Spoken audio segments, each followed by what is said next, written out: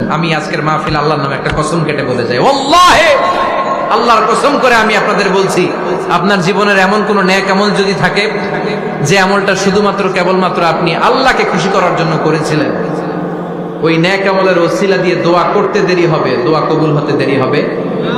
বিশ্বাস হয়? সন্দেহ লাগছে মনে হয়? বিশ্বাস হয় সবার? বিষ্ণু বললেন যে দোয়া বাদ দিল তার সব বাদ, কারণ দোয়া দিয়ে নামাজ শুরু, দোয়া দিয়ে সব শুরু, দোয়াটাই হলো ইবাদত। চিল্লায় বলেন ঠিক কিনা? আর দোয়া সিলাহুল মুমিন, দোয়া হচ্ছে মুমিনের উইপেন, অস্ত্র, মুমিনের বড় অস্ত্র। যেখানে সবকিছুর দৌরাত্ম শেষ, ওইখানে দোয়ার দৌরাত্ম শুরু। যেখানে সবকিছুর কারিশমা শেষ, ওখান থেকে দোয়ার কারিশমা শুরু।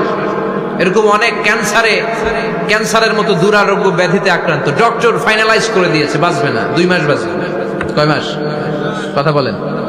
মাত্র 2 মাস সে বাঁচবে, তারপরেও দেখা গেছে লোকটা 7 বছর বেঁচে। আমি আজকের মাহফিল আল্লাহর নামে একটা কসম কেটে বলে যাই, ওয়াল্লাহি আল্লাহর কসম করে আমি আপনাদের বলছি, আপনার জীবনের এমন কোন নেক আমল যদি থাকে যে আমলটা শুধুমাত্র কেবলমাত্র আপনি আল্লাহকে খুশি করার জন্য করেছিলেন, ওই নেক আমলের ওসিলা দিয়ে দোয়া করতে দেরি হবে, দোয়া কবুল হতে দেরি হবে।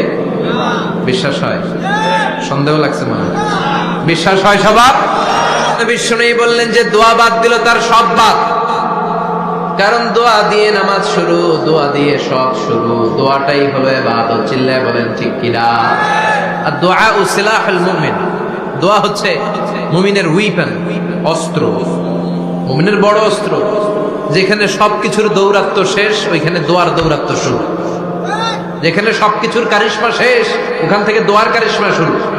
এরকম অনেক ক্যান্সারের মতো দুরারোগ্য ব্যাধিতে আক্রান্ত, ডক্টর ফাইনালাইজ করে দিয়েছে বাঁচবে না, 2 মাস বাঁচবে।